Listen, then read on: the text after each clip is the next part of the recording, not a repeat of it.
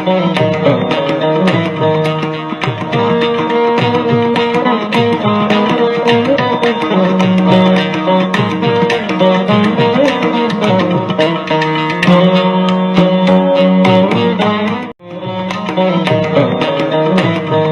morning and welcome to all my legal fraternities, my brothers and counsels who are all practicing far away from Bangalore. And I wish the happy Pongal, this Makara Sankranti. Today being the auspicious day, I'd like to highlight some of the points in continuation to my earlier episodes, wherein I have already completed 4 episodes. This is my 5th episode.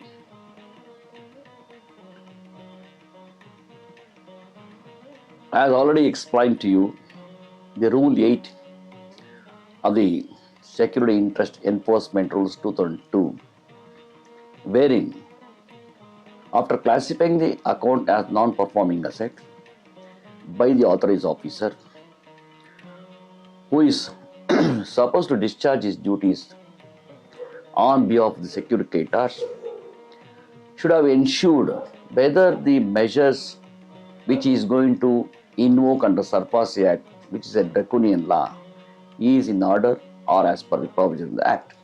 Otherwise, mere by classifying the account as non-performing asset, he will also be called as, in my view, non-performing authorized officer.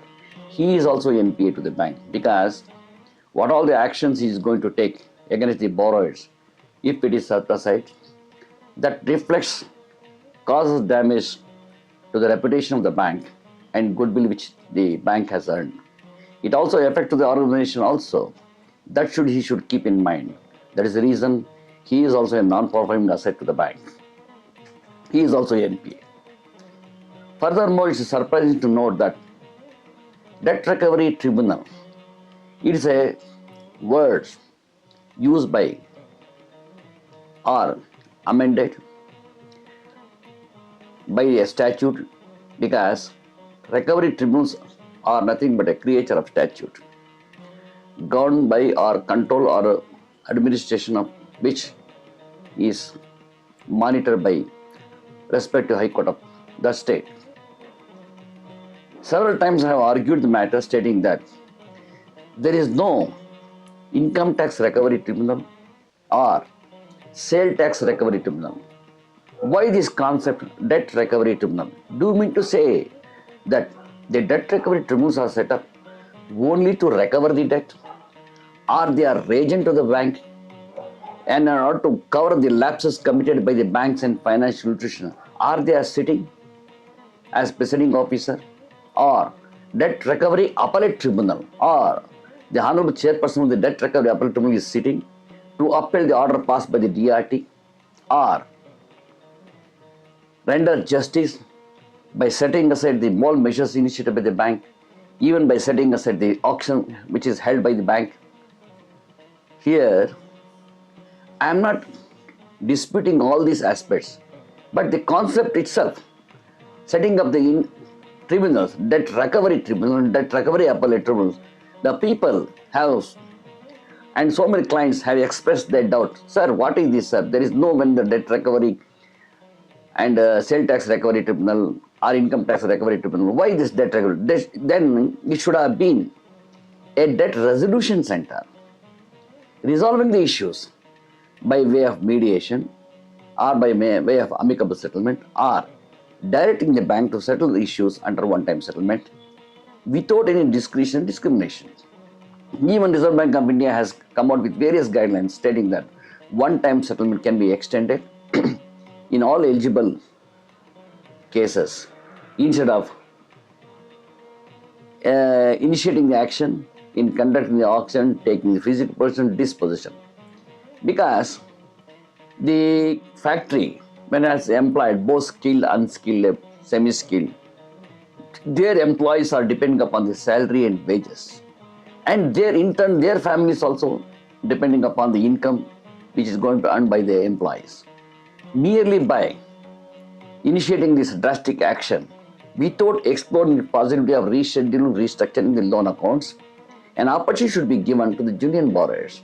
Of course, if they have played fraud, if they are diversified fund, then yes, one-time settlement should not be extended to them, or the account should not have been reclassified or rescheduled.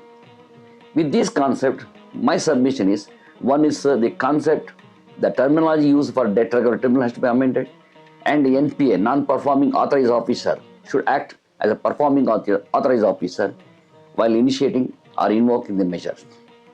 On the last occasion I have told Rule 8, there also Rule 8.5, 8.6 will follow. What Rule 8.5 says is, before conducting the auction, the authorized officer take the valuation of the property by an approved valuer. If it is more than 50 lakhs rupees, the property, then two panel valuer who are registered there, practice as an approved valuer under Wealth Tax Act, then only they are eligible or entitled to assess the value of the property. Under Rule 8.5 clearly says, much before conducting the auction,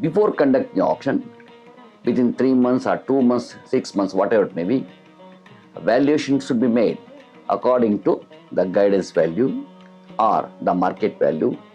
Comparing to that, then only he has arrived the realistic value. For example, after seeing the property, the bank cannot say distressed value, because when property is already been mortgaged to them, when property is already been seized by them, then where is the question of distressed value? In open yard, open sites, open land, then also they will say distressed value. Where is the question of distressed value? Is there any litigation is there? Whether partition suit has been filed, any encroachment is there, whether titles are defective. Those are the aspects you should highlight. Before that, one of the main aspects the authorized officer should bear in mind is, the security interest should be registered with central registry. That is called under section 26D, has to be complied with. Unless the security interest is registered with the central registry as per the latest amendment, including 26B, then all measures initiated either under demand notice under section 13.2 or 13.4 by issuing possession notice, it is all fatal to the proceeding. Then it gets collapsed.